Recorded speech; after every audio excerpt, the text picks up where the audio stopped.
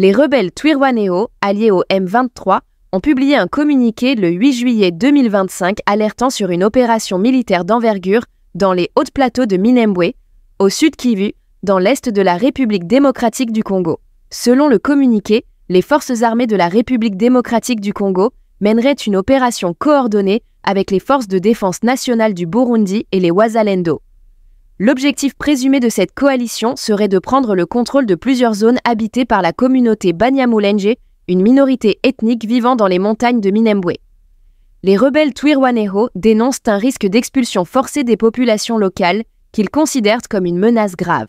Le communiqué signale 4 principaux axes d'intervention militaire. D'abord, sur l'axe Kahololo-Rurambo, des unités des forces armées congolaises, appuyées par des éléments burundais et des Wazalendo, avanceraient en direction de ces localités. Ensuite, sur l'axe Bijabo-Makobola, les troupes congolaises prépareraient une offensive ciblée sur Bijabo et Gihamba.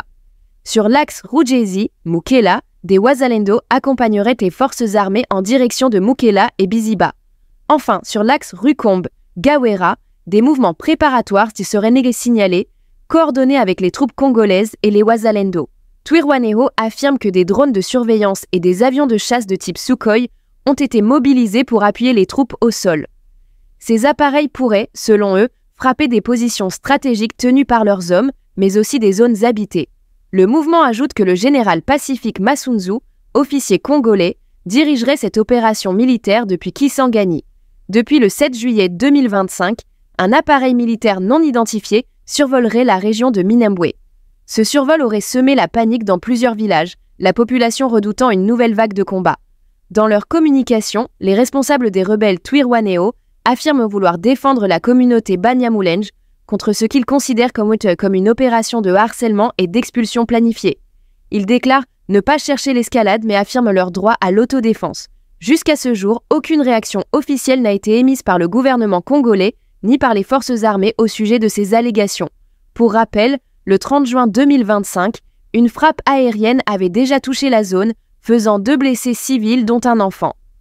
À l'époque, les FARDC avaient annoncé avoir intercepté un aéronef inconnu dans l'espace aérien congolais. Ces développements interviennent alors que des représentants du M23 sont actuellement à Doha pour des pourparlers de paix avec le gouvernement congolais, ce qui renforce la tension à la fois sur le plan politique et sécuritaire. Des affrontements violents ont éclaté à Kalungu, dans la chefferie des Bachali, située dans le territoire de Masisi, au nord Kivu.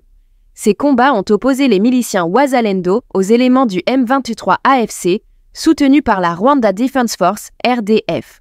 Selon des sources de la société civile locale, des détonations d'armes lourdes et légères ont été entendues pendant plusieurs heures.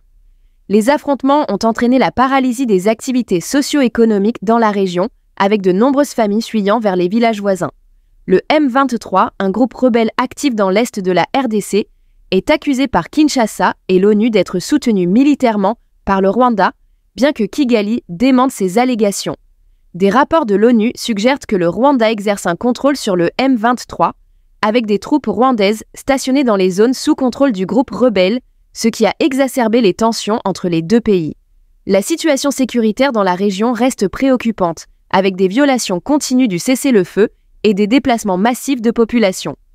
Les autorités congolaises et les acteurs internationaux appellent à une désescalade immédiate et au respect des engagements pris dans le cadre de l'accord de paix. C'est pourquoi nous devons former avec rigueur, discipline et ambition. La res publica de demain dépend de l'éducation d'aujourd'hui. Excellence, permettez-moi vous proclamer aujourd'hui premier et le meilleur président de la République en matière de modernisation des infrastructures des universités depuis l'indépendance. Cela dit, 2 préoccupations essentielles méritent votre attention, Excellence. La première préoccupation, le centre de santé universitaire reste vétuste. Il est urgent qu'il soit reconstruit et modernisé pour offrir des étudiants un accès digne aux soins. Ma deuxième préoccupation, la poursuite de la modernisation des universités à travers les provinces est impérative. Tous les étudiants congolais, sans exception, doivent bénéficier d'un environnement d'apprentissage adéquat. aux étudiants de l'UPN. Je lance un appel des instructions que nous augurons aujourd'hui sous un patrimoine collectif. Nous devons en prendre soin, le préserver et le respecter. Je m'adresse également à la coordination estudiantine qui me succédera. Protégez cet héritage. Soyez les gardiens vigilants de ces réalisations et poursuivez cette mission avec courage, loyauté et responsabilité. Ce que nous recevons aujourd'hui, d'autres doivent le retrouver intact demain. Excellence. S'agissant de mon identité, je me nomme Constant Mutamba Tungunga et non Constant Tungunga comme le ministère public l'a dit. Constant Mutamba et non Constant Tungunga, c'est un autre personnage. Congolais de naissance, de père et de mère, 100%. Né à Luputa,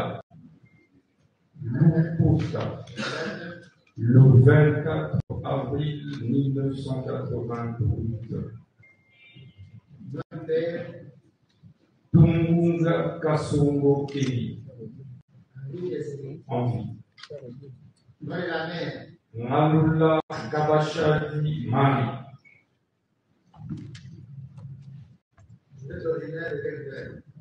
Kipiti. Groupement de Kahoua. Secteur de Lubao. Territoire de Lubao. Lomami. Marie. À Madame Chibadji Tsanga Henri. 5 enfants, dont 2 jumeaux. La profession? Avocat de profession et chef des travaux à l'UPC, Université protestante au Congo. Mais poursuivi en tant que ministre d'État, ministre de la Justice et garde des Sceaux de la RDC. Votre adresse? J25, quartier ancien combattant, commune de Valérie. Merci. Je vous remercie.